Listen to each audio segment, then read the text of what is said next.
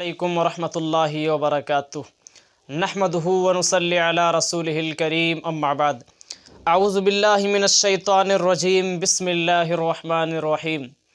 یا ایہا الذین آمنوا اطیعوا اللہ واطیعوا الرسول واولی الامر منکم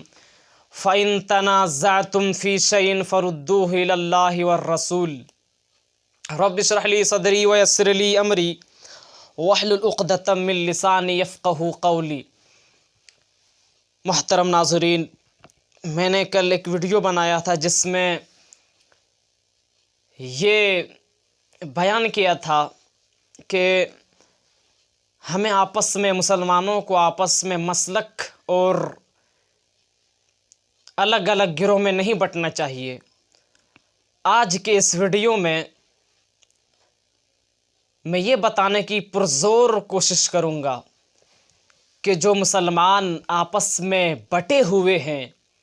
جو مسلمان آپس میں مسلکی اختلافات میں الجھے ہوئے ہیں، اس اختلافات کو کیسے ختم کیا جائے اور اس اختلافات کو جڑ سے، اس جھگڑے کو جڑ سے کیسے مٹایا جائے اور اس کا طریقہ کیا ہے۔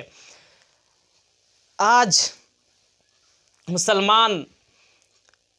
اور خود مسلمانوں کے آپس میں بہت سارے اختلافات ہیں، بہت سارے جھگڑے ہیں، چاہے وہ شادی بیاہ کے معاملے ہو،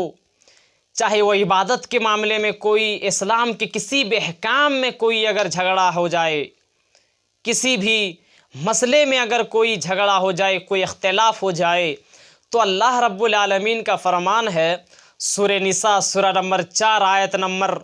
59 میں اللہ رب العالمین کا فرمان ہے، ارشاد ہے کہ یا ایھا الذین آمنوا اطیعوا اللہ واطیعوا الرسول،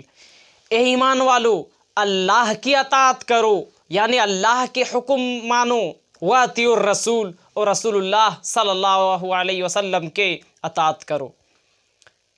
سب سے پہلے اللہ کی اطاعت یعنی قرآن کریم کے بتائے ہوئے طریقے پر عمل کرو، پھر رسول اللہ صلی اللہ علیہ وسلم کے حدیث کے مطابق اپنی زندگی گزارو۔ فَإِن تَنَازَعْتُمْ، اگر تمہارے درمیان آپس میں کوئی جھگڑا ہو جائے دین کے معاملے میں اگر کوئی اختلافات ہو جائیں، تو اللہ رب العالمین اسی آیت میں آگے فرماتا ہے فَرُدُّوهُ إِلَى اللَّهِ، اس جھگڑے کو، اس اختلافات کو، اس انتشار کو اللہ کی کتاب، فَرُدُّوهُ إِلَى اللَّهِ، اللہ کی طرف، اور اللہ کی طرف یعنی قرآن کریم کی طرف لے آؤ، اور فَرُدُّوهُ إِلَى اللَّهِ وَالرَّسُولِ، اور رسول اللہ صلی اللہ علیہ وسلم کی طرف لے آؤ، یعنی قرآن اور حدیث کی طرف اس جھگڑے کو لے آؤ۔ اور اگر جو فیصلہ قرآن اور حدیث کر دے، چاہے وہ فیصلہ تمہارے منشا کے خلاف ہو، چاہے وہ فیصلہ تمہارے مرضی کے خلاف ہو، تمہارے وچار کے خلاف ہو، تب بھی اس کو تسلیم کر لینا۔ اگر تمہاری سوچ اور تمہاری منشا کے فیور میں ہو، تب بھی اس فیصلے کو قبول کر لینا۔ آپ صلی اللہ علیہ وسلم وفات کے قریب صحابہ نے یہ خدشہ محسوس کیا کہ کہیں ایسا نہ ہو کہ آپ صلی اللہ علیہ وسلم جب ہمارے درمیان نہیں رہیں گے تو ہمیں دین کی باتیں کہاں سے معلوم ہوگی، اور کہیں ایسا نہ ہو کہ آپ ہمارے درمیان نہ رہنے کی وجہ سے ہم لوگ گمراہ ہو جائیں اور صحیح راستے کو چھوڑ کر غلط راہ اختیار کر لیں اور بھٹک جائیں۔ تو آپ نے فرمایا لوگو، اے مسلمانوں، ترکت فیکم امرین لن تضلوا ما تمسکتم بہما کتاب اللہ وسنت رسول اللہ صلی اللہ علیہ وسلم، کہ لوگوں میں تمہارے درمیان 2 چیزیں چھوڑے جا رہا ہوں، جب تک ان 2 چیزوں کو مضبوطی کے ساتھ پکڑے رہو گے، تھامے رہو گے، تب تک تمہیں کوئی گمراہ نہیں کر سکتا اور تم گمراہ نہیں ہوگے۔ وہ 2 چیزیں کیا ہیں؟ آپ نے فرمایا کتاب اللہ، اللہ کا کتاب ہے یعنی قرآن، جب تک قرآن کو مضبوطی سے پکڑے رہو گے، جب تک قرآن کے مطابق اپنی زندگی کو گزارو گے، تب تک گمراہ نہیں ہو سکتے۔ اس کے بعد سنت رسول اللہ صلی اللہ علیہ وسلم، اور رسول اللہ صلی اللہ علیہ وسلم کے سنت کو اپنائے رکھنا۔ جب تک ان دو چیزوں کو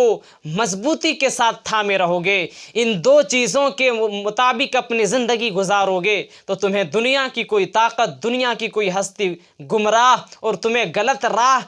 اختیار نہیں کرا سکتی۔ اس لیے ضروری ہے کہ ہم اور آپ قرآن و حدیث کو مضبوطی کے ساتھ پکڑے رہیں۔ اللہ رب العالمین قرآن کریم کے سورہ آل عمران سورہ نمبر 3 آیت نمبر 103 میں فرماتا ہے وَاعْتَصِمُوا بِحَبْلِ اللَّهِ جَمِيعًا وَلَا تَفَرَّقُوا کہ مسلمانوں اے لوگو اللہ کے رسی کو مضبوطی سے تھام لو اور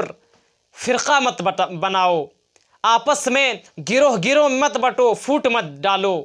کیونکہ جو قوم آپس میں لڑتا ہے، آپس میں بٹوارا کرتا ہے، تو سمجھ لو وہ قوم کمزور ہو جاتی ہے۔ اور مسلمانوں کی ایک بہت بڑی کمزوری ہے کہ وہ مسلک کے نام پر، مکاتب فکر کے نام پر، الگ الگ گروہ کے نام پر بٹے ہوئے ہیں۔ اللہ رب العالمین سے دعا ہے کہ پروردگار عالم ہمیں صحیح اور کتاب و سنت کے مطابق اپنے زندگی گزارنے کی توفیق عطا فرما، اور جب تک ہم زندہ رہیں اسلام پر اور ہماری خاتمہ ہو تو ایمان اور اسلام کے مطابق ہو۔ وما علینا الا البلاغ المبین۔ السلام علیکم ورحمۃ اللہ وبرکاتہ۔